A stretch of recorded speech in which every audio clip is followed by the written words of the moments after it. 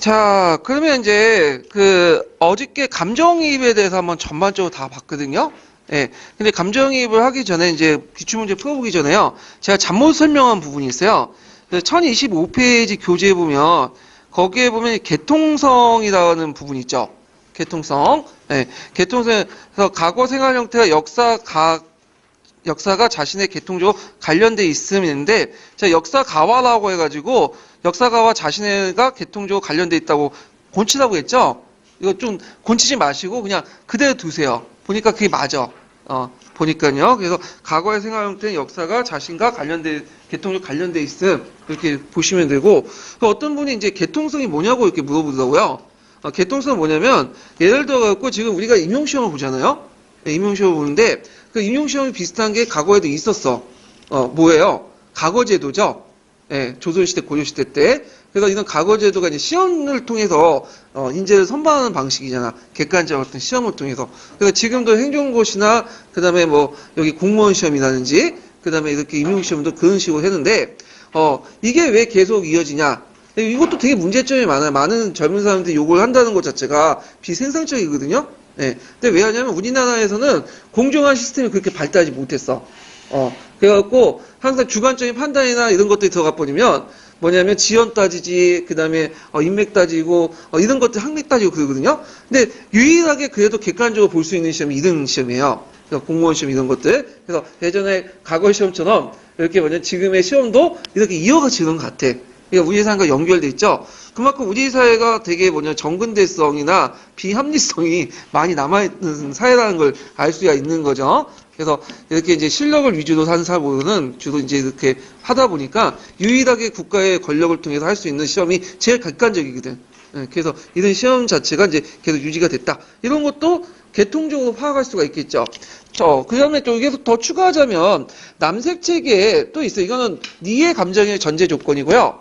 남색체계에 이제 보면 뭐가 있냐면 거기 이제 그 남색체 가지고 있으신 분들은 좀 펴보시면 있는데 제가 이제 어저께 강독을 하다가 뭘 발견해 역사이해 감정이입 부분에서요. 그러니까 101페이지 부분에서 감정이입 전제 조건을 이제 발견을 했어요.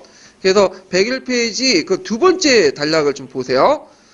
그러므로 역사 수업에 활용한 간접이유는 그 가능성과 함께 한계를 유의할 필요가 있다 하면서 그 밑에 전제가 나와요.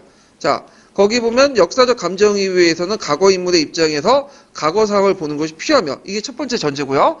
두 번째로는 행위자의 의도와 그 행위 결과 사이에 합리성이 있다는 걸 전제로 한다. 이게 두 번째 전제죠. 또한 과거를 당시의 맥락을 파악해서 현재 작동하는 상황 논리와 과거에도 동일한 작동이 전제가 돼야 된다. 그래서 세 가지가 있어요. 요것도 감정입, 역사적 감정의 전제 조건이에요. 예. 그래서 요거 앞에는 네 가지는 니의 감정입 전제 조건이고, 요것도 세 가지. 그러니까 요것도 예전에 기출문제 전제 조건 있죠? 나온 거 쓰시면 될 것 같아요. 요것도요. 그래서 좀 암기해 두고 정리를 같이 해 두시면 또 좋을 것 같아요.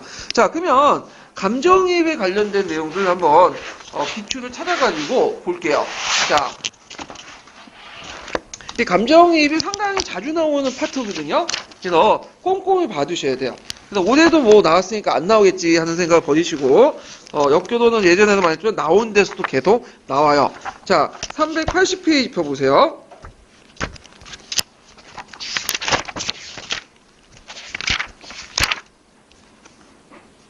잠깐만, 이게 총괄평가는? 죄송합니다. 380페이지 일단 펴보시고요.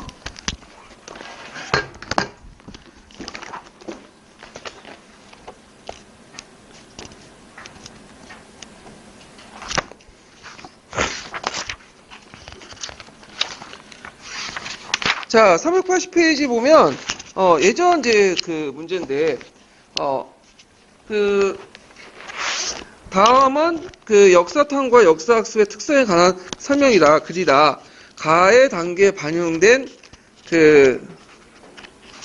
뭐냐면, 개념을 쓰고, 나와 다에 들어갈 적절한 말을 쓰시오. 이렇게 했거든요. 자, 역사학습은 낯설고 당혹스러운 과거에 익숙하게 가는 과정이다. 그래서 낯선 과거를 익숙한 걸 인식하는 가는 방법의 하나는 과거인들의 마음속에 들어가 보는 거다. 자, 인간의 사고는 본질적으로 시간과 공간을 넘어설 수 있기 때문에 당시 거기에 존재하던 사람들의 처지에 사고할 수 있다. 자, 가는 당시 상황에 대한 이해를 바탕으로 그들의 정서와 관점에서 당대를 보게 되는 것이다. 이거 무슨 개념일까요? 맥락적 감정이입. 맥락적 감정이입. 또는 역사적 감정이입. 이렇게 쓰셔요. 그러니까 감정이입 이렇게 쓰면 틀리죠? 예.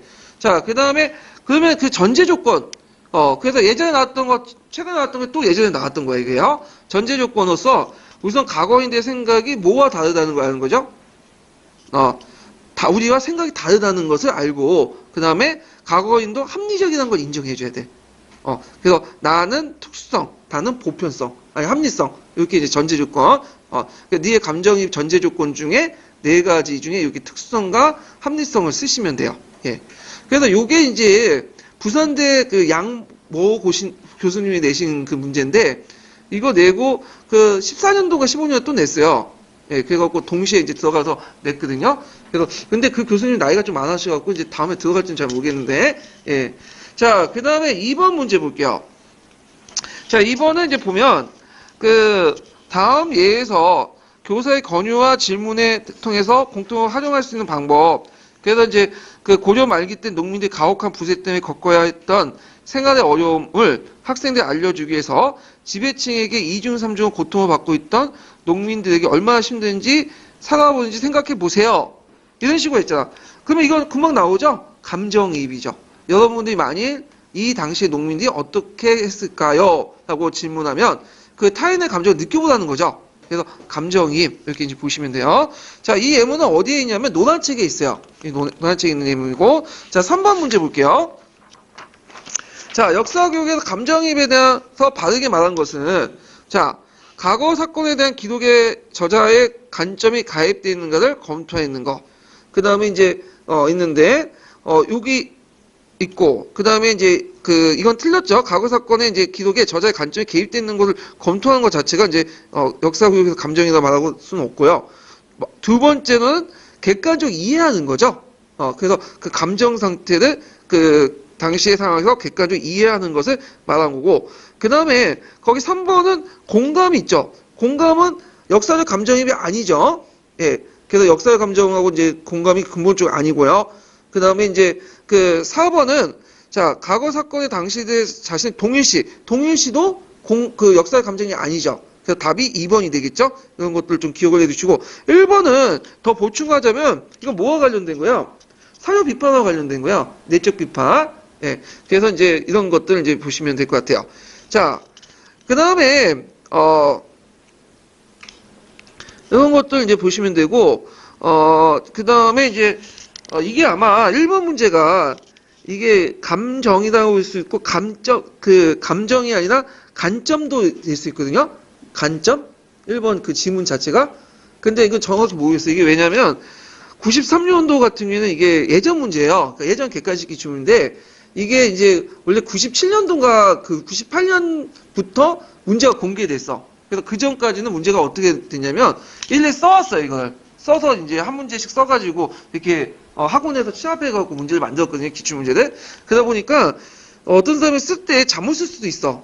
간점인데 감정으로 이렇게 쓸 수 있는데 그걸 정확히 지금 모르니까. 예. 그래서 이제 이런 것들은 좀 확인해서 봐야 되는데 지금 확인할 도리가 없어요. 예. 그 아마 문제가 전체 공개가 01년인가 00년인가 그때 했을 거예요. 평가원에서. 예. 근데 그 전에 문제들은 이런 식으로 만들어지니까 이건 좀 약간 착오가 있다는 걸 좀 생각하고 보셔야 돼요. 자, 그 다음에 이제 뒤에 넘어서 4번 문제 볼게요. 4번은 맥락적 감정이입하고 이제 그런 것들 물어보는데 요번에 기출문제하고 이제 관련돼서 또 나온 거야 또. 자, 그 02년 기출문제인데요. 다음 글을 읽고 밑줄 친 가와 나와 같은 활동을 무엇이라고 하는지 쓰고, 그래서 나가 아래와 같은 단계를 거친다고 할 때 다에 들어갈 활동을 채워보시오. 이렇게 있거든요. 자, 역사는 인간의 활동을 소재로 하고 있고, 따라서 역사적 사실을 올바르게 이해하기 위해서는 그와 관련된 인간 내면, 의도, 목적, 사상, 심지어 감정까지 중요한 고려의 대상이 됐다. 자, 이렇게 해놓고는, 자, 역사적 행위자의 내면을 대해서 알기 위해서는 학생들은 역사 수업에서 직접 과거의 인물이 되어 역사적 행위를 해보거나 또는 알려진 역사적 사실이나 자료를 토대로 행위자의 생각을 이해하기도 한다. 그대로 나왔죠. 요번에 기출문제 이거 나오는 거 아니야. 가를 뭐라고 하죠? 추체험. 예. 그 다음에 나를 감정이입 또는 감정이입적 이해. 기출 분석하면 그대로 나온 거야, 이거요. 예. 그래서 요런 것도 틀려버리면 그냥 나가는 거야. 2점이 날라가잖아. 근데 이런 것들을 좀 기억을 해주시면 되고요. 그 다음에 이제 거기에서 이제 다에 들어갈 말. 자, 여기 5단계죠. 감정이입 단계 5단계. 니의 감정이입 5단계. 그래서 이제 그 아예 미기하다 감정을 하지 않는 단계, 고정관념 관계. 다는 뭘까요? 일상적 감정이입이죠. 그래서 그 당시의 상황을 역사적 행위를 상식적 수준, 일상생활에서 하는 거야. 일상적 감정이입, 일상적 수준에서 감정이입. 그 다음에 이제 제한적 그 맥락적 감정이입, 마지막으로 맥락적 감정이입. 예, 이런 것도 이제 보시면 돼요. 자, 그 다음에 뒤에 넘어서 5번 문제 볼게요. 자, 5번도 이제 감정이입의 단계와 관련된 내용이거든요. 자, 여기 보면 이제 그 A는 다음에 A는 감정이입을 활용한 수업에서 교사가 학생들에게 제시한 자료이다. 이걸 보고 학생들은 B와 같이 반응했다. 자, 영희의 반응이 맥락적 감정이입의 단계에 속하도록 빈칸 가에 적절한 내용을 한 줄에 쓰시오. 이렇게 했거든요. 자, 자료에는 뭐와 관련된 거야? 형사 치수제와 관련된 거죠. 형사 치수제. 예. 그래갖고, 예, 부여는 형사 치수와 관련된 거고, 그 다음에 고고려는, 이건 뭐예요? 예, 이건 서옥제와 관련된 거죠. 그 다음에 옥조는 뭐죠? 민면의제와 관련된 거죠. 그러면 이제, 그 민수는 이제 내용을 보면, 형수를 부인을 삼고, 어린아이를 신부로 대우하는데 참 비인간적인 것 같아요. 이거는 이제, 고정관념의 관점입니다. 그 다음에 이제, 나라마다 제도가 다르니 결혼제도 다른 거예요. 이건 우리가 일상적으로 이제 우리 관점에서 보는 거고, 그러면 맥락적 감정은 어떻게 답변을 해야 되냐. 자, 생산력이 발달하지 못했던 고대 사회에서는, 노동력 확보와 공동체 유지를 위해서 그렇게 했다. 공동체 유지는 이제 뭐와 관련된 거냐면, 고구려의 옥조의 고구려 서옥제와 옥조의 민면의제에 관련된 거고요. 그 다음에 공동체 유지, 사회보장제도는 측면에서 얘기한 것은 형사치수제와 관련된 거야. 그걸 좀 설명하면 형사치수제는 우리나라만 있었던 게 아니에요. 예, 부여 고구려 외에도 여러 나라가 있었죠. 근데 이제 형사치수제에 있는 나라에서 두 가지 유형이 있어. 이건 인류학자가 나눈 견해인데 하나는 유목형이 있고 하나는 정복형이 있어요. 유목국가, 그러니까 유목부족 나라에서 형사치수제는 뭐냐면 그 자기 집안의 자산이 밖으로 빠져나간 걸 막기 위한 거예요. 유목부족, 유목생활에서는 어떤 특징이냐면, 둘이 결혼하잖아요? 둘이 결혼하면 아내가 뭘 가지고 와? 소와 양을 가지고 와요. 양이나 말을. 그럼 양과 말을 서로 교접을 해요. 근데 만약에 이제, 죽었어, 남편이. 그러면 아내는 자기 본가에 가는데 그냥 가는 게 아니라 자기 데리고 왔던 양과 말을 같이 가지고 와요. 그럼 어떤 문제점이 있냐면, 교접을 시켜야 되는데, 교접을 시키지 못하는 거야, 교미를. 그러면 이제 어떻게 근친혼이 되겠죠. 그러면 제대로 안 되겠죠. 그래서 이제 붙잡아 두기 위해서 동생하고 결혼을 시켜버린 거야. 이런 것도 있고, 그냥 두 번째 정복국가형에서는 뭐냐면, 이제 부여와 고구려 같은 경우인데, 전쟁을 하잖아요? 그러면, 먼저 죽죠. 형이. 그러면 그 아우가 형수를 취해주는 거야. 결혼함으로써. 그래야지 형수도 살고, 그 다음에 이제 뭐냐면, 그 밑에 조카도 같이 먹고 사는 거죠. 사회 보장 차원. 야, 만약 그렇게 하지 않으면 싸워서 죽으려고 하지 않겠죠. 처자식을 어떻게 먹여 살려야 그런 생각 때문에. 어떤 분이 그 얘기 해주니 어떤 얘기가 그런 얘기 하더라고. 그러면 만약에 동생이 죽으면 어떻게 하냐고. 그건 이제 재수 씨가 이제 형의 부인이 되는 거죠. 좀 지금 관점에서 좀 말도 안 되는데 하여튼 그럼 왜냐면 형이 먼저 죽기 때문에 그 얘기를 하는 거고. 그러면 이런 것들이 고구려에도 총이 남아 있었어요. 상당수가. 그래서 그 우시 부인 같은 거 있죠? 예. 그 우시 부인은 고구청왕의 부인이면서도 또 고구청에 죽으니까 누가 부인이야? 산상의 부인이 됐잖아. 예. 근데 이 우시 부인은 이제 이 형사치수가 좀 남아있을 때 조금 이제 있었던 거고, 그 후에는 그런 게 없어져, 이제. 중국의 영향을 받아서. 조선시대 때 형수하고 결혼한다? 어떻게 하죠? 이건 완전 차명이죠? 예. 윤리적인 어떤 문제가 있는 거 아니야. 예, 그래가지고 있는데 하여튼 이런 거 있고 그 다음에 고구려 옥조의 이제 서옥제라든지 민면제는 어떤 뜻이 있냐면 노동력을 이제 확보하기 위한 건데 누구의 노동력을 확보하기 위한 걸까요? 남성의 노동력이 아니에요. 여성의 노동력을 확보하기 위한 거야.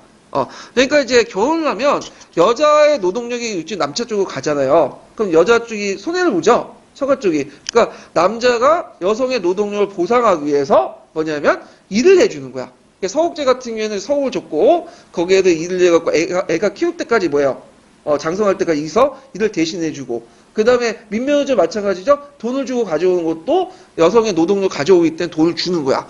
자, 그래서 이제 보통 이제 우리나라에서는 이렇게 여자가 그러니까 남자가 여자 집에 가는 낭기 여가원이 정형적인 이제 특징이었거든요. 여성의 노동력 좀 중요시 여긴 거예요.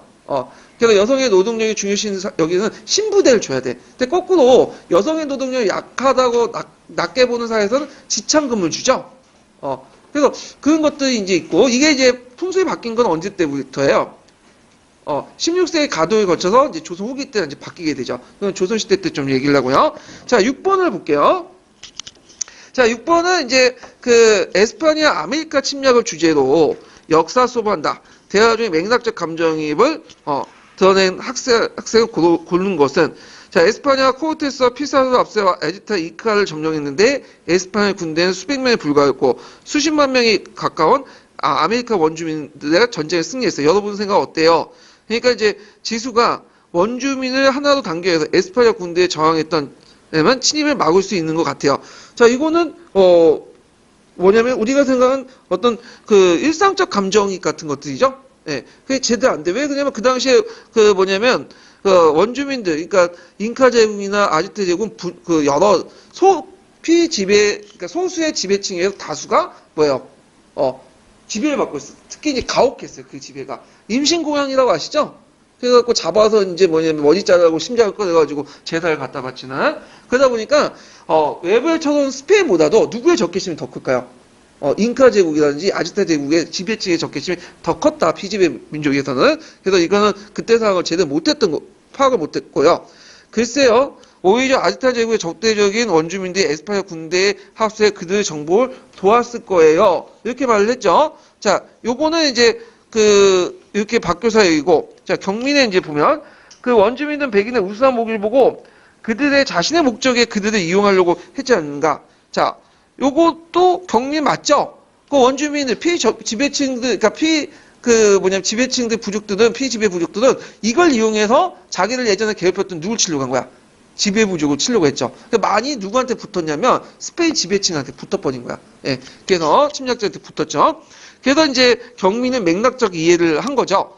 그 다음에 영희 같은 경우에는 근데 원주민들은 에스파니아 군대 퍼부은 피부색이 다르다고 무조건 적에 생각하지 않을 것 같아요. 예, 이것도 맞죠. 왜냐하면 그 당시에는 이제 원주민들이 켄차코아트 신앙이 있었거든. 켄차코아트 신앙에서 왜냐하면 그 백색 피부를 가지고 있는 그 뭐냐면 반신 반인 사람이 와서 우리를 구원할 것이다. 근데 때마치 누가 온 거예요? 에스파니아인이 온 거야. 그러니까 이제 환영한 거죠. 그래서 이런 것도 이제 볼 수 있고요. 자, 그래서 자신들의 생존, 현지는 자신들의 생존이나 이해관계 이해가보다 대의를 생각했어야지 흩어지면 죽고 묻히면 산다는 교훈이. 이거는 지금 입장에서 보는 거죠. 예, 그래갖고 답이 이제 3번이죠. 경민하고 영희가 그 관련된 내용들이죠. 예, 그래서 이제 이런 것들 이제 보시면 되고요. 요거는 요번에 에스파냐와 관련된 식민지에 관련된 내용이 있죠. 그 남미 침략하고 또 연관돼서 나오는데 남미 침략 관련된 내용은 가끔씩 나와. 한 3년마다 한 번씩 나오는 것 같아. 이거는요. 자, 그 다음에 뒤에 넘어가서 이제 7번 문제 볼게요. 자, 7번인데 이거는 이제 그 뭐냐면 감정이입이에요. 이것도 감정이입인데 이 감정이입은 이제 뭘 감정이냐? 우리가 이제 알고 있는 감정이입이 아니라 니의 감정이입이 아니라 사고활동의 감정이입이야. 이 남색 측에 있는. 자, 그 내용을 보면요. 기억의 전제를 두 가지 쓰고 가로 안에 니은에 들어갈 말을 쓰시오. 그리고 고등학교 세계사 수업에서 학생들이 가로 안에 니은을 나와 다를 적용할 때 일어난 사고활동을 각각 쓰시오. 이렇게 했는데 자, 일단은 감정이적 역사에 의해서 전제 조건은 아까 이제 특수성, 보편성, 합리성, 개통성 이런 것도 써야 되고요. 남색책에 제가 불려둔 거 있죠? 이 세 가지 같이 쓰시면 돼요. 예. 그래서 있고 쓸 때 특수성, 보편성, 합리성 이렇게 쓰면 안 돼요. 플러스 써야 돼요. 예. 그래서 특수성은 과거의 생각이 현재 생각과 다르다는 거. 우리는 과거 사람들과 공통의 인간성을 공유하고 있고 개통력 관련돼 있고 그 다음에 합리적인 행동을 한다는 거. 이런 것들을 쓰시면 되고 자, 여기에서 이제 그 사고 활동의 감정이입 제가 설명한 것처럼 네 단계가 있죠. 먼저 할 게 뭐예요? 어떤 단계를 거치든 재현이 먼저죠. 왜냐하면 그 당시에 팩트는 알아야 될 거냐. 근데 이 팩트가 일어난 이유에 대해서 배경에 대해서 내면적인 걸 아는 것이 뭐예요? 3번이 되는 거죠. 3번이 이제 거기 들어갈 말이 뭐냐면 관점의 감정이입 재구성이야. 그 다음에 여기에서 외면적인 이유를 아는 거, 눈에 보이는 이유. 이거는 사안의 맥락적 재구성이야. 근데 2번과 3번은 곡곡 하나가 빠져있죠? 2번은 내면, 3번은 외면 이렇게 빠졌는데 이걸 종합적으로 하는 것이 뭐냐면 외면과 내면을 해서 이유를 밝혀내는 것은 역사적 사실의 감정입 재구성이에요. 예. 그러면 여기에서 그냥 이렇게 물어보는 게 아니라 지금 니은을 나와 다에 적용할 때 일어난 사고 활동을 모았어. 예. 자 여기 나는 이제 뭐와 관련된 키루스와 관련된 키루스는 어느 나라 왕이에요? 아케메네스 왕조 때 왕이죠.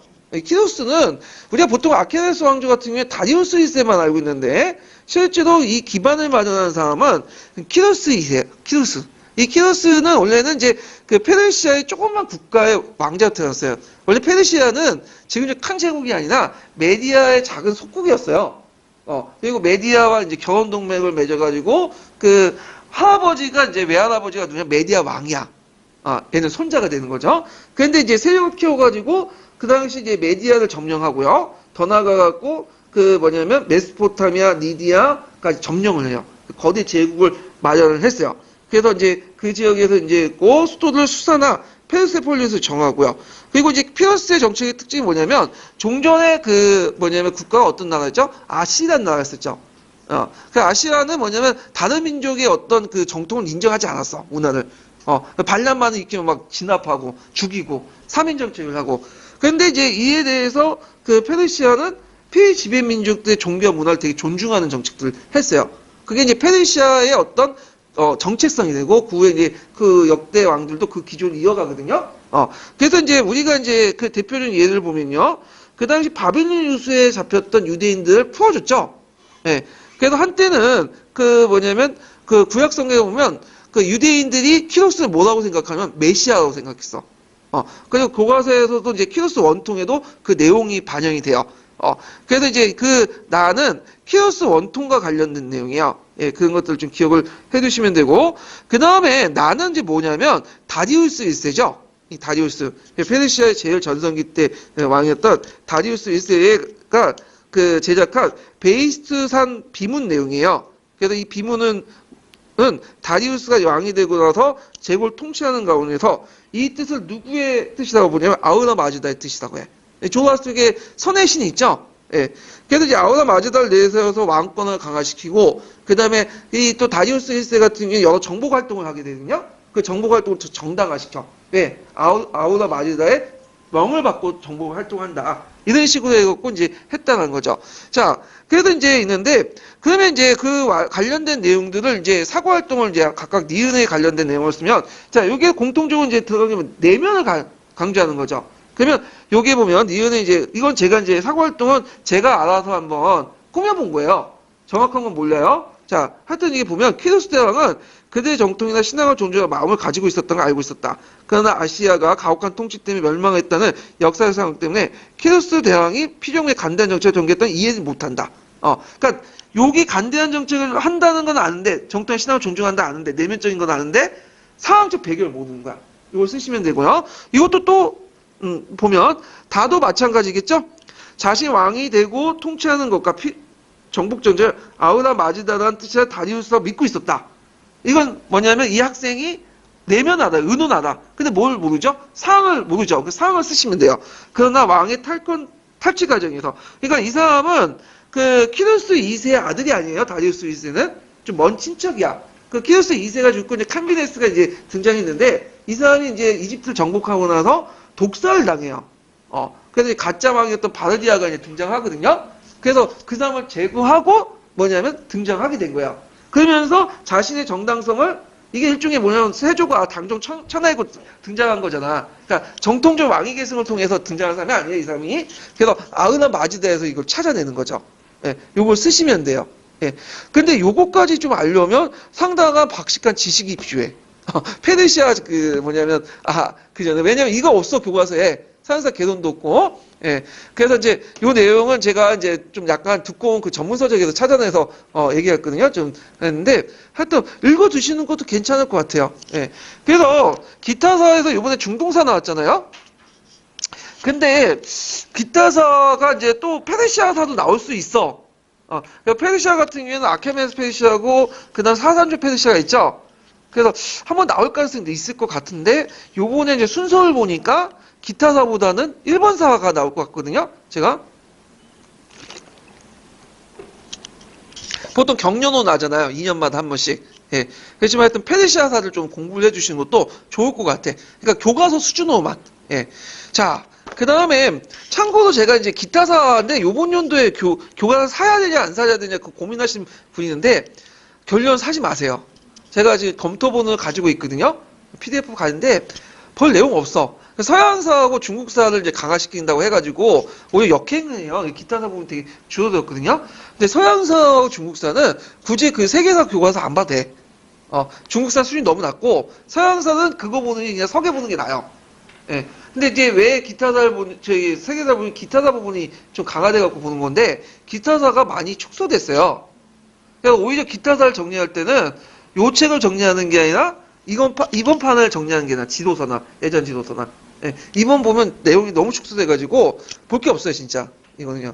자 하여튼 그리고 이것도 언제 또 한 2, 3년 있다가 없어질지 몰라요. 지금 교육과정 또 개편한다고 하거든요. 예. 자 그 다음에 8번을 이제 볼게요. 자 8번은 그 중국의 문화대혁명 요번에 이제 나왔던 건데 여기 이제 중국 문화대혁명이 이제 그 관련된 내용들이 이제 있어요. 자 그래서 이거는 이제 중국사가 아니라 이게 수업 장면을 보고 교사 설명 방식의 관점을 이제 얘기하는 거예요. 그래서 뭐 이게 딱 보면 어려운 것도 아니에요. 그냥 찾아보면 이제 금방 답이 나오는 거고 읽어보면 나올 수 있는데 한번 보면 자 여기 교사가 이제 뭐와 뭐를 이제 얘기하고 있죠. 지금 미국과 유럽에서 일어난 그 60년대에 일어난 이제 68 세대와 관련된 내용도 일어나고 그 다음에 중국의 문화대혁명, 그 동시대에 일어난 것들을 얘기하고 있죠. 그래서, 근데 이것이 보편성을 찾는 게 아니라 지금 뭐예요? 각각의, 특성을 이제 보고 있잖아요? 예. 그래갖고 이제 이렇게 있는데 이걸 볼 수 있는 게 그 뭐냐면, 여기 뒤에 이제 쭉 읽어보시면 나와 있죠.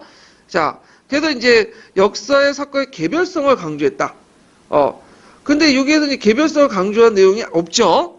예, 여기에서 보면, 개별성 문화대혁명과 서구사회에서 뭐냐면, 일어난 형상들을 독특하게 파악했죠. 그래서 중국에서도 문화대혁명에 중요한 변화가 일어났고, 이건 서구사회 찾아보기 힘든 독특한 사건이에요 하면서 차별을 뒀잖아요. 그래서 보편성보다는 뭘 강조했냐면, 개별성을 강조했죠. 없는 게 아니라 개별성을 강조한 거죠. 아닌 거니까. 예. 그래갖고 1번은 이제 여기 안에 있는 내용이고요. 그 다음 2번 같은 경우에는 역사적 전개 과정을 규명하는 데 치중했다. 자, 여기 이제 내용을 보면요. 그 교사의 그 하나, 둘, 세 번째 발언 중에 하는데, 자, 여기 보면 이제 그 홍위병이 등장했고, 홍위병 정치적 이용했죠. 모택동이. 그리고 홍위병 분파투쟁과 농민과 분쟁, 홍위병 해산, 혁명의 개입, 인민해군 개입, 모택동 죽음, 그리고 문화대혁명 해산. 끝나는 걸로 이렇게 얘기하잖아요. 그래서 역사적 전개 과정에 치중을 했다는 걸 알 수가 있고요. 그 다음에 세 번째는 이제 뭐냐면, 추체험을 통해서 역사 이해 방법을 중시했다. 그래서 이제 요게도 보이는 게 뭐냐면 애들한테 물어봤죠. 여러분들과 같은 당시 중국 학생들이 왜 이런 운동을 앞장서게 됐을까요? 왜라고 이유를 물어보니까 이제 객관적 사항보다 뭘 물어보는 거죠? 주관적 동기와 목적 이런 것들을 이제 물어보는 거죠. 그래서 이제 요렇게 해갖고 예문에서도 마오쩌둥 개인에 대한 숭배도 중요한 역할을 했어요. 그다음 홍위병대 마오쩌둥 어록 그 붉은 어록 같은 거 있죠? 이런 것들 들고 다니면서 마오쩌둥 다해주면 정당 이런 것도 이제 볼 수가 있고요. 그 다음에 4번을 이제 보면 그 선행 사건을 이제 적용해서 역사적 사건을 설명했다. 아니죠? 그 앞에 선행 사건을 제시한 게 이제 뭐냐면 60년대에는 미국과 유럽인데 근데 이거와 중국의 문화대혁명을 아니라고 결론 다르다고 얘기했잖아요. 그래서 선행 사건을 적용해서 역사 사건을 설명한 게 아니다는 거.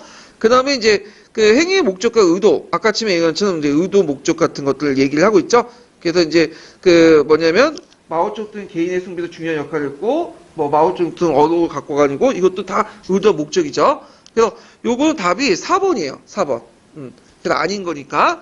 그래서 요거는 굳이 역교론을 볼 필요도 없어요. 그냥 이거는 이제 그냥 지문 속에서 찾아내는 거야.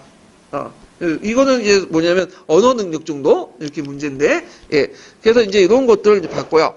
자, 그러면 요와 관련된 이제 유사 문제를 이제 제가 총괄평가에서 한번 찾아가지고 좀 정리 좀 해보죠. 자, 418페이지 펴보세요. 418페이지. 자, 418페이지 9번 문제 볼까요? 네, 418페이지 9번 문제.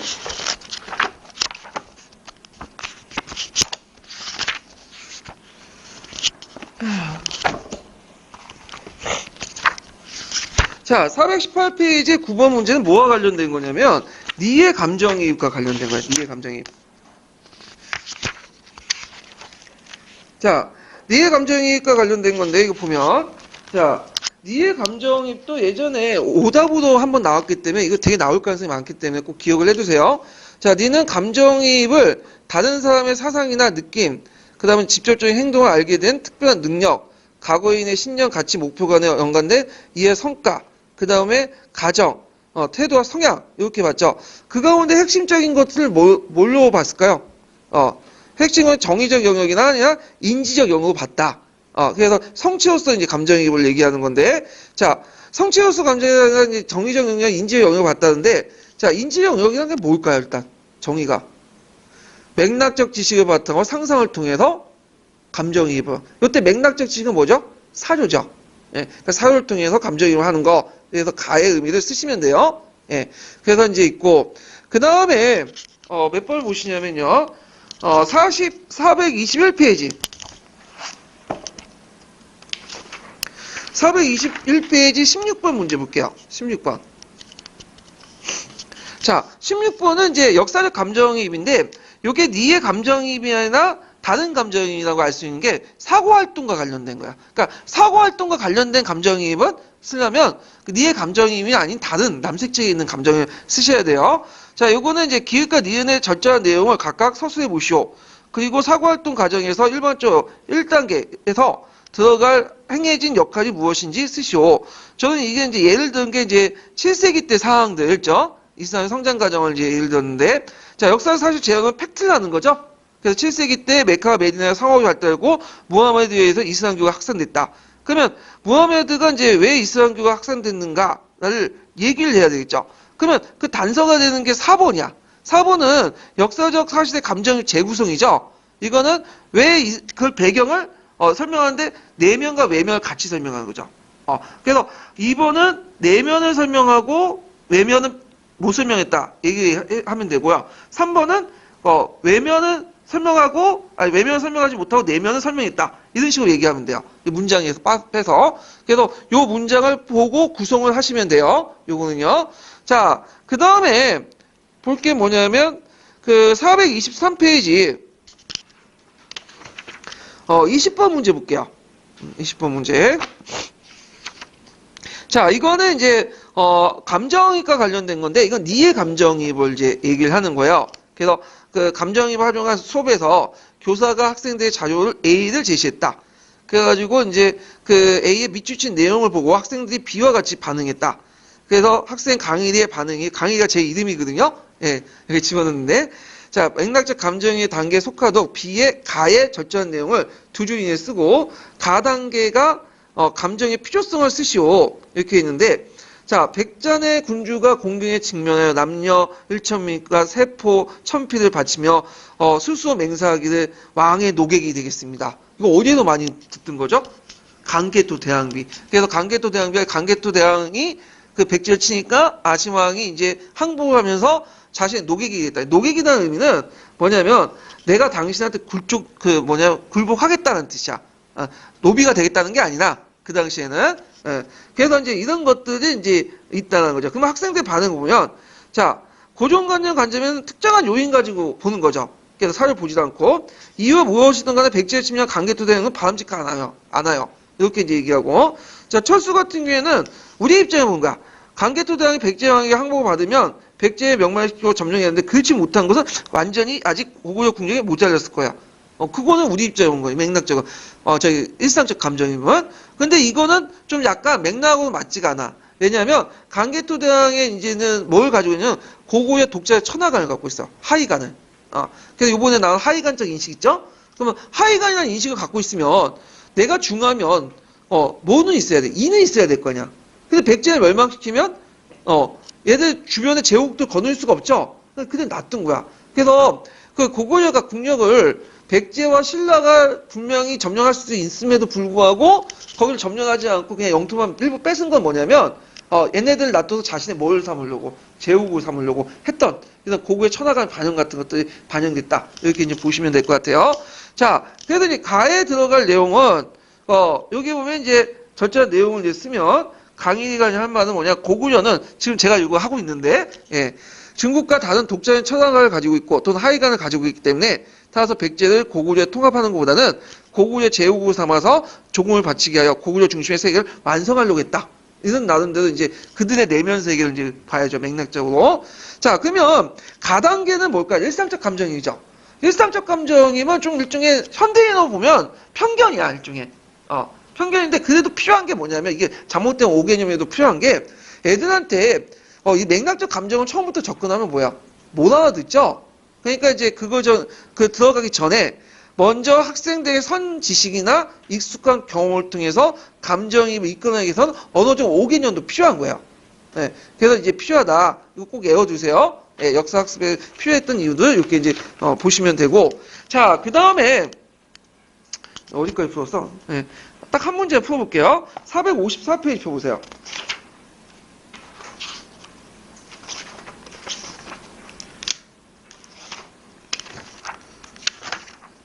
자, 454페이지에 보면 64번. 제가 이제 사고활동의 감정을 설명할 때 임진왜란 예를 들었죠. 그래서 제가 임진왜란 예를 들어서 이제 문제를 만들었는데, 자, 여기에서 김교사 다음 같은 학생들이 이제 감정에 의해 사고 과정을 파악했다. 작성 방법에 따라 답안을 제시해 보시오. 자, 임진왜란의 전개 과정을 정확히 기술했다. 이거는 뭐죠? 팩트를 아는 거죠. 팩트. 재현을 이제 하는 거고요. 그 다음에 이제 보면 재현하는 거고, 두 번째로는 임진왜란의 배경을 당시 명과 조선 간의 무역을 막히자 1번은 새로운 통상을 확보하기 위해서 조선을 침략했다고 파겠다. 그래서 이제 있는데 이거는 뭐냐면 상황의 맥락적 재구성이죠. 객관적 파악만 하는 거죠. 근데 단점이 뭘까요, 여기서? 단점은 행위자의 내면을 고려하지 못하는 거죠. 강인은 거기 이제 자신들의 불만을 가진 세력들을 임진왜란에 동원하여 그들의 세력을 약화시키고 외부의 불만을 포출하고자 도요토미 히데요시의 의도를 알고 있었다. 이건 뭘까요? 단점의 감정의 재구성. 상황의 행위에 대한 상황을 파악하려고 설명하는데 객관적 상황은 파악하지 못하죠. 의도는 아는데. 그리고 나서 역사적 사실의 감정적 재구성은 그 밑에 거죠. 미수기관말 두 개를 합쳐놓는 거죠. 이런 것들을 이제 보시면 되고요. 그래서 요거에 입각해갖고 이제 쓰시면 될 것 같아요. 요런 내용들은 정리해서. 그래서 이제 사고활동에 관련된 감정의 단계, 이것도 문제 나올 수가 있어. 이것도 이제 안 나온 지가 몇 년 됐어? 한 3, 4년 됐는가? 요번 연도 합치면. 나올 수도 있고. 그 다음, 니의 감정의 단계 5단계 있죠? 이것도 나올 때가 좀 됐어요, 지금. 그래서 이제 좀 적응하는 문제들을 통해서, 파악을 해두시면 될 것 같아요.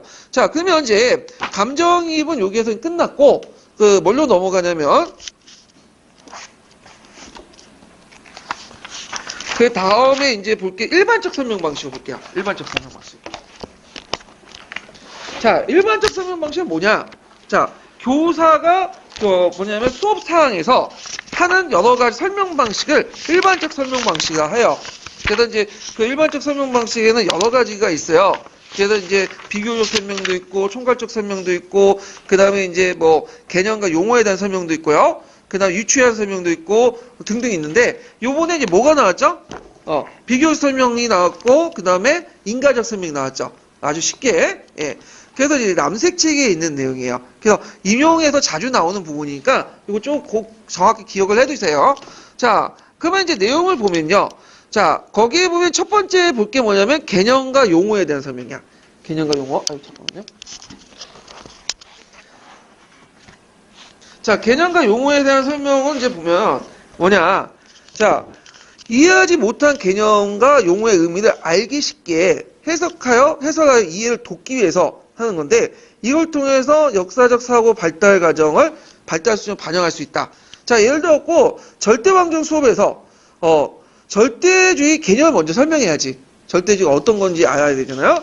그리고 이제 절대주의가 개념을 설명한 다음에 그와 관련된 것들 이제 왕권신설, 간료제, 상비군, 그다음 중상주의, 중금주의, 뭐 무액차익주의 이런 것들을 설명할 수 있죠. 자, 필요성은 뭐냐면 그 역사에서는 학생들이 이해하기 어려운 추상적 개념과 용어가 많다. 그래서 그걸 이제 쉽게 설명해야 된다. 그러면 수업 방법은 뭐냐? 자, 이건 이제 개념학습하고 또 연결되어 있는데 여기 좀 보면 그 역사의 사실 중에 공통된 형상을 찾아내서 이상적 형태의 설명 모델을 만들어 설명하는데, 자, 예를 들어 봉신제도는 봉신이 주군에게 신설과 충성의 맹세를 하고 주군이 봉신에게 봉투를 수행하면서 서로 계약을 맺고 주종각 이순 제도 이렇게 이제 해서 공통된 형상을 찾아서 얘기할 수 있어요. 근데 여기 주의할 게 뭐냐면 봉건제도 꼭 그런 거예요? 아니죠. 서양의 봉건제도는 이거 외에도 다양한 형태가 있어요. 근데 왜 이런 얘기를 하고 있냐면 이런 봉건제도를 하나하나 다 설명해버리면, 그러니까 이제 영국식 봉건제도, 프랑스 봉건제도, 뭐 스웨덴 봉건제도, 동유럽 봉건제도 이렇게 다 설명하면 애들이 어떻게 될까요? 혼란스럽죠? 그러니까 제일 정형적인 대표적인 설명 방식을 봉건제도를 설명하는 거야. 그래서 제일 대표적인 봉건제도는 우리는 무슨 봉건제를 보죠? 프랑스 봉건제를 봐요. 프랑스만 있었던 거야. 이런 봉건제도는. 자, 하여튼 이런 것들을 이제 보시면 되고, 좀 어렵게 말하면 이제 그 사회학에서는 막스 베버의 이상형이라고 해요. 이상형. 그래갖고 이상형이라는 것은 공통된 요소들을 찾아서 제일 적절한 것들, 대표적인 것들을 생각하는 것들인데, 간료제의 특징을 찾아낼 때 이상형 같은 것들을 찾아내거든요. 사회문학 시간에 배웠을 거라고 이제 생각이 드는데, 자, 그 다음에 개념에 이제 관련된 내용 중에 자주 나오는 게 뭐냐면 내포적 정의하고 외연적 정의야. 이거 꼭 외워두셔야 되겠죠? 그래서 개념을 설명하는 데 있어서 뭐냐면 내포적 정의와 외연적 정의를 같이 이용해야 된다. 그러니까 요 내포적 정의라는 건 개념에 뭘 의미하는 거죠? 속성을 의미하는 거고, 외연적 정의는 개념에 뭘 의미하는 거예요? 사례를 의미하는 거죠. 그래서 시민혁명이라는 것은 절대 왕족을 타도하고 법률상 자유와 평등을 누리는 시민사회를 건설하기 위해서 시민계층의 계급의 주체가 되어 일으킨 혁명이고, 자, 여기까지는 내포적 정의죠. 그래서 속성을 얘기하고요.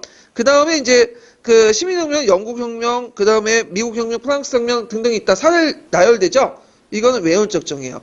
예, 그래서 내포와 사례를 같이 하는데, 요 시민혁명이라는 정의 좀 외워두세요. 이게 예전에 2차 기출에 시민혁명에 관련된 개념을 쓰시오 이렇게 나왔거든요.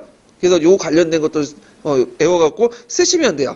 자, 그 다음에 또 하나는 이제 그 수업 방법 중에 하나가 뭐냐면 속성과 관련된 여러 가지 사례나 비유를 이제 비유로 고치세요.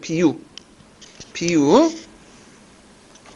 예, 속성과 관련된 여러 가지 사례나 비유를 같이 얘기해 준다. 예. 그래가지고 이렇게 있는데 제가 이거 고친다는 걸 깜빡했네.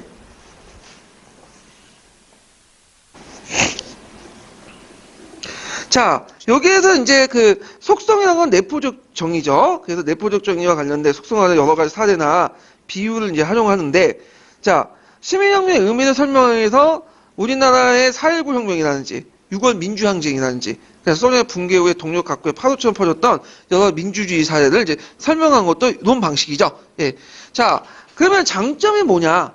역사 내용을 쉽게 체계화시켜서 역사의 사고를 촉진시킨다. 이게 장점이고요. 근데 유의점은 뭐냐면 개념과 용어는 시대에 따라 사회에 따라 달라질 수 있어요. 그래서 개념과 용어에 대한 내포적인 어떤 의미를 정확하게 정의내기가 필요하다. 이런 것도 있죠. 자, 그래서 이제 이런 것들이 이제 있고요. 예를 들어 갖고 이제 이런 거 있죠. 봉건제도라고 할 때, 이 봉건제도는 크게 이제 보면 중국의 봉건제도도 있고, 그 다음에 일본 시대, 에도 시대 봉건제도 있고, 서양 봉건제도가 있잖아. 근데 명확하게 내리지 않으면 어떻게 그 시대에 따라서 명확하게 헷갈릴 수가 있죠. 네, 그걸 명확하게 내릴 필요가 있다는 거죠. 이거는 이제 그 외에도 유의점 부분은 우리가 뒤에는 개념학습이 있어요. 개념학습. 그 개념학습하고 또 유의점을 같이 외워두시는 게 좋을 것 같아요. 이 부분은요. 자, 그 다음에 이제 유추적 설명. 유추적 설명도 자주 나오는 부분이죠. 별표 두세 개 쳐놓으세요. 거의 2년마다 한 번씩 나오는 것 같아요. 유추는. 그래서 맨날 유추 나올 때 이제 매일 물어보는 게, 유추의 유의점, 이런 것들, 근데 유추는 그 앞부분에 출마의 교육 내용 지식에도 나와요. 그리고, 형식적 조작기에도 이제 속한다고 그래요. 삐아제 이론에 따르면. 예. 그래서 이제 있고, 유추는 또 뭐와 연결되냐면, 비교적 설명하고 관련돼 있어요. 비교적 설명.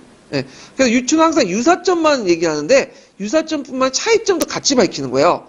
왜냐면, 같은 걸 묶다 보면 자연스럽게 모두 나타나요. 다른 것도 묶이게 되죠.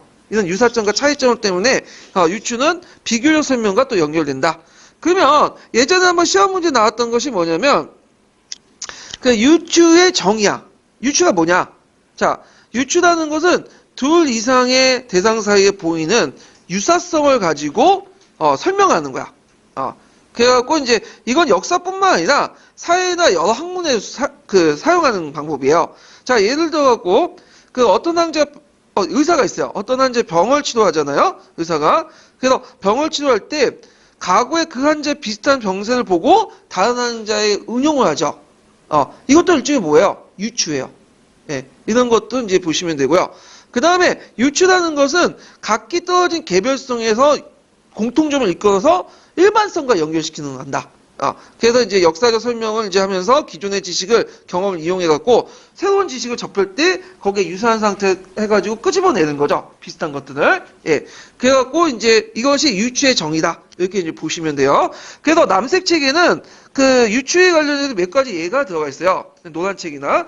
자, 고조의 대농장을 설명하려고 잠깐 뒤에 보면 고려의 대농장을 설명하려고 로마의 나티품림을 설명한다든지, 그 다음에 고대사의 특수한 간섭을 이해하고자 인류학자는 지금 고대사에 돌아갈 수 없죠. 그러니까 어디 찾아요? 비슷한 그 아프리카, 남아메리카 그 원주민들 찾아가고 생활한다든지, 다 이것도 뭐냐면 유추죠. 유추에 해당한다. 이렇게 보시면 되고요.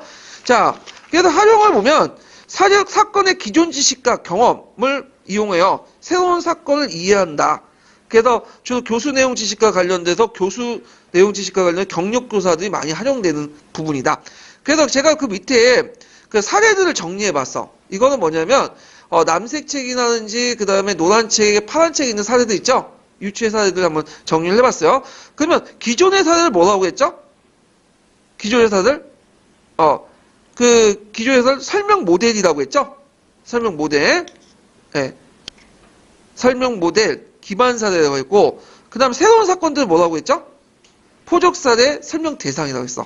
그래서 우리나라 민주주의를 기반 사례에서 아테네 민주주의를 설명한다든지, 그래서 라틴 푼디움을 이제 그 설명하기 위해서 그 고려의 대농장을 설명한다든지, 그 다음에 이제 그 설명 모델로 해서 고려의 대농장을 설명하는지 이해시키려고 하는데, 우리나라 농민의 몰락을 그 계기로 기반 사례로 해갖고 그 당시 노마 공화정 말기에 농민 몰락을 설명하려고 하는. 그 다음에 월가의 주식 폭락을 가지고, 지금의 월가의 주식 폭락을 갖고 1929년에 대공황을 설명, 다 이런 것들이 이제 있고, 그 과정에서 어떤 걸 부각을 해야 될 것인가. 그래서 이제 아테네 민주주의에는 뭐 직접 민주주의와 간접 민주주의 차이도 부각할 수 있고요. 참정권 여부를 부각시킬 수 있고, 그 다음에 나사를 통해서 인신 구속적 성격 강대한 농장을 부각시킬 수 있고, 그 다음에 다사례는 뭐 값싼 농산물 수입과 농민의 몰락, 주가 폭락이 세계 증시에 어떻게 미치는가, 이런 것들 부각시킬 수 있죠. 그래서 기존의 기반 사례, 설명 모델을 가지고 포적 사례와 비교해서, 새로운 사례를 비교해서 뭘 부각시킨가, 이거 다 유추와 관련된 거야. 예, 그래서 이런 것도 좀 기억을 해두시면 되고요. 자, 그러면 유추에 이제 그 구체적으로 어떻게 활용하는 내용을 이제 볼게요.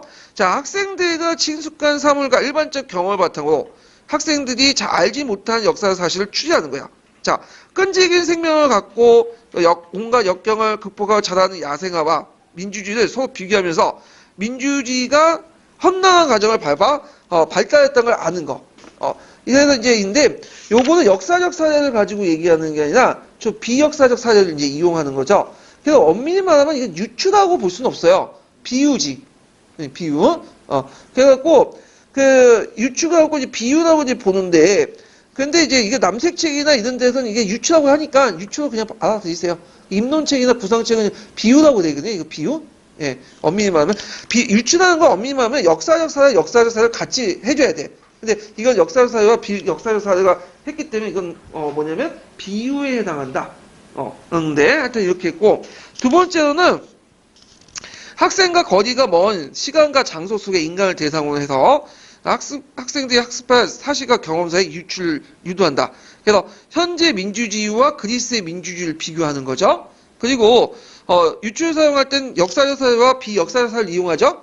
그래서 역사서는 통일신라 말기와 건국사를 하면서 고려말의 삶과 조선 건국을 설명한다든지, 비역사서가 이제 쭉 나와 있는 남색책에, 자, 청교동명 당시 영국의 내전 상황을 설명하면서 지친 건투 선수와 심해 있는 젊은 건투사를 이용한다든지, 터키는 유럽의 한자다, 민주주의의 발달 야생하다. 이것도 일종의 뭐예요? 비역사적 사례인지 뭐냐면 유출을 통해서 이해시키는 거죠. 그러면 유추의 장점과 단점이 뭐냐? 유익점이 뭐냐? 이거 외워두셔야겠죠? 이거 꼭 외워두세요. 이거 시험 문제 자주 나오는 거죠? 자, 장점은 뭐냐? 생소한 역사적 사실을 익숙한 경험을 통해서 새로운 역사사를 추리에 유도할 수 있다. 이게 이제 장점이죠. 그래서 학생들의 관심과 흥미를 유발시킬 수 있고요. 자, 유추 같은 경우에는 이제 비교, 대조, 분석이죠. 그래서 역사적 사고가 촉진시킬 수 있고, 그다음 우리가 이제 꼭 알아야 될 것은 유추는 무슨 학습하고 연결돼 있죠? 비교 학습과 연결돼 있어. 그래서 공통점과 그다음에 또 학습하는 것 동시에 모두 또 동시에 학습할까요? 차이점도 학습해. 예. 그래갖고 이런 것들 이제 좀 기억을 해두시면 돼요. 예, 특성과 차이점과 공통점을 같이 했기 때문에 비교 학습에도 적합하다. 이렇게 이제 보시면 되고요. 유의점 꼭 외워두셔야겠죠. 예, 항상 나오는 거 몇 개. 그래서 유의점 한 두세 가지 쓰고 나오거든요. 그러니까 세 가지만 좀 외워두세요. 예. 자, 유의점 보면 두 가지 대상 중에 어떤 부분을 부각시킨가를 고려해야 된다. 자, 앞부분에 이제 보면 가사대에 1032페이지 가사를 보면 아테네 민주주의와 우리나라 민주주의를 비교할 때 직접 민주주의와 간접 민주주의를 부각시킬 건지 참정권 여부를 부각시키는지 확실해둬야 된다는 거죠. 그 다음에 설명 대상과 모델을 설정하고 구분해 유의해야 된다. 그러니까 설명 대상과 모델이라는 거, 설명 대상은 뭐예요? 설명하고자 하는 새로운 사례죠. 포적 사례고, 그 다음에 설명 모델은 뭐예요? 종전에 알고 있는 사례, 기반 사례죠. 예. 이거를 구분하지 않고 잘못 설명하면 거꾸로 설명할 수 있어. 이런 것도 이제 있고요. 자, 그 다음에 이제 사례를 제가 뒤에 표를 했는데 여기 더 있네. 예. 자, 학생들의 선행학습 정도나 경험의 양, 질을 고려해서 학생의 친숙한 경험에서 출발해야 된다라는 것들이죠. 그래서 이제 친숙한 경험에서 출발하지 못한 사례들을 나사례에서 들고 있어. 잠깐 보면요. 나사례는 이제 보면 나티풍디움을 가지고 뭘 설명하려고 했냐면 고려 대농장을 설명하려고 했어. 근데 유추가 실패했어. 왜냐하면 나티풍디움 얘들 몰라. 그러면 고려 대농장은 설명할 수 있을까 없을까요? 없겠죠. 그러니까 애들한테 친숙하지 못한 것들을 가지고 설명하려니까 안 되는 거야. 그러면 이런 친숙한 것들을 알지 모르는 건지 알려면 어느 정도 있어야 돼. 경력이 있어야 돼. 경력고사들이 유추를 잘 활용할 수 있죠. 그다음 교육과정 지식도 좀 알아야 되겠죠. 얘들이 뭘 배웠는지 안 배웠는지 그걸 알아야 되니까. 자, 그 다음에 유추는 이제 문제점이 뭐냐? 자, 학생의 자발성이 유도하기 어렵고, 왜냐면 유추는 뭐라고 할까? 이거는 교사 중심이에요. 그러니까 강의 도중에 학생들을 이해시키게 한 거거든요. 그러다 보니까 학생들 자발적인 어떤 것들을 유도가 하기 힘들다. 예. 그 다음에 교사의 의도와 달리 유추를 할 수 있다. 그러니까 유추가 이제 교사 중심의 수업이기 때문에 원래는 그런 의도도 말한 것이 아닌데 달리 학생이 또 유추할 수도 있어요. 이렇게 이제 보시면 되고, 그래서 예전에 EBS 국어 강사가 남자들은 군대 갔다 와서 죽인 것만 배워가지고 온다. 그러면서 이 언어의 변화 가지고 막 얘기했다가 잘못된 유추를 들었다가 비유를 들었다가 요거도 먹었는데, 그런 것도 있고, 이런 의도에서 A라는 의도에서 말하는데 B라는 의도도 같다 이렇게 생각할 수도 있고, 그래서 교사 중심이기 때문에 이렇게 학생의 자발성도 유도가 어렵고, 또 교사의 의도와 달리 또 유추할 수도 있고, 학생들이 나름대로. 예. 그런 것도 있다는 걸 좀 기억을 해주시면 되고요. 자, 부정적 인식의 위험성을 사전에 검증하고 동형 구하기 어렵다는 거. 왜냐하면 유출하는 과정에서 어떤 특정 종교나 지역이나 이런 것들을 비유해가지고 막 비하하는 식으로 유출하는 경우가 있어요. 이런 것들은 좀 자제를 해야 되겠죠. 예. 그리고 비슷한 유형을 구하기가 상당히 좀 힘들다. 역사적 사실이에요. 그래서 이런 것도 외워두셔가지고 써 먹으시면 될 것 같아요. 이런 것들. 유의점 이제 시험 문제 많이 나오니까 좀 같이 기억을 해두시고. 자, 그 다음에 이제 볼 게 뭐냐면 인가적 설명이에요. 자, 인가적 설명은 앞부분에 또 얘기를 하는데, 여기에서는 이제 뭐냐면, 일반적 설명 방식에서 인가적 설명을 이제 얘기하는 거예요. 요번에 시험 문제 나왔죠? 예. 그래서 인가적 설명은 원인과 결과에 대한 설명이야. 예. 그래서 역사학습의 기본적인 설명 방식이죠. 근데 인가적 설명은 그 뒤에도 이제 제가 한 장을 마련해갖고 이제 구체적으로 내가 그 원인 성적 문제에서 얘기했지만 여기에서 장점과 유의점만 얘기할게요. 그 남색책에 있는.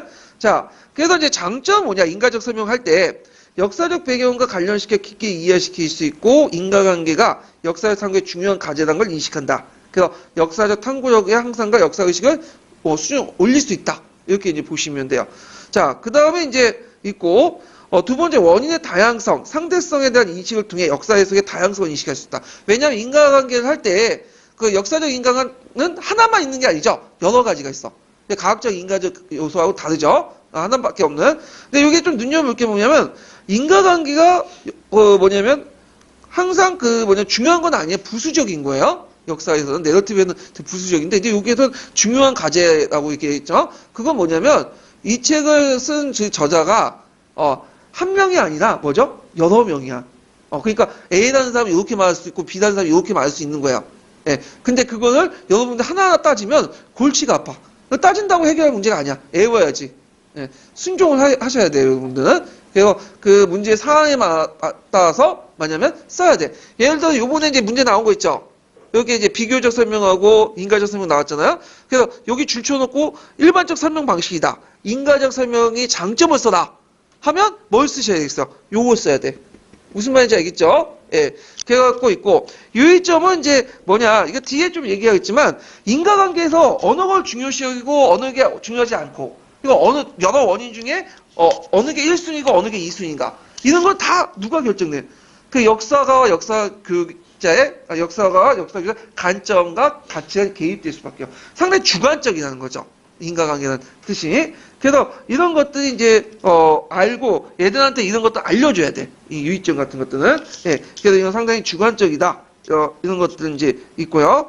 그 다음에 두 번째로는 그 학생들의 성개념과 오개념을 그 점검하고 수정을 해줘야 돼.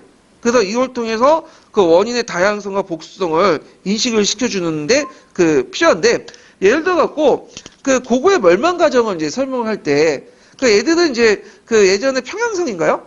평양성을 보고 어떤 과정을 생각을 갖고 있냐면 이 고구의 멸망은 이제 뭐냐면 연개소문 아들들이 고육 상징 때문에 일어났다 이런 식으로 생각을 할 수 있어. 근데 물론 그것도 한 원인이 될 수 있죠. 근데 고구려의 그 멸망 과정이 꼭 뭐냐면 그것 때문에 일어난 건 아니죠. 여러 가지 고구려의 어떤 그 내부적인 원인이라든지 또 당나라의 여러 가지 싸움 때문에 오랫동안 싸움 때문에 또 지쳐가지고 이제 국력이 세워가는 여러 가지 원인이 있잖아.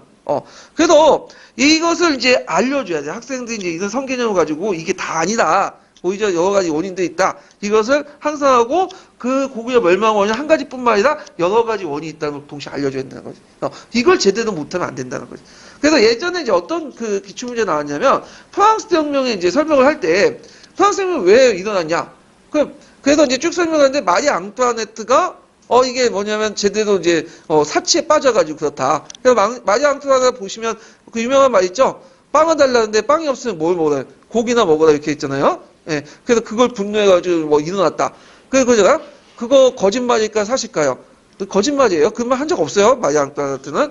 근데 좀 억울해 그 사람도 보면. 나중에 좀 얘기할 텐데. 자, 뭐 이런 것들은 교사가 이런 식으로 얘기해버리면 이게 잘못된 거죠. 그러니까 이제 사전에 이제 프랑스 혁명에는 여러 가지 원인이 있고 다양성과 여러 가지 원인이 있다는 알려줘야 될 거 아니야. 이런 것도 외워두세요. 예.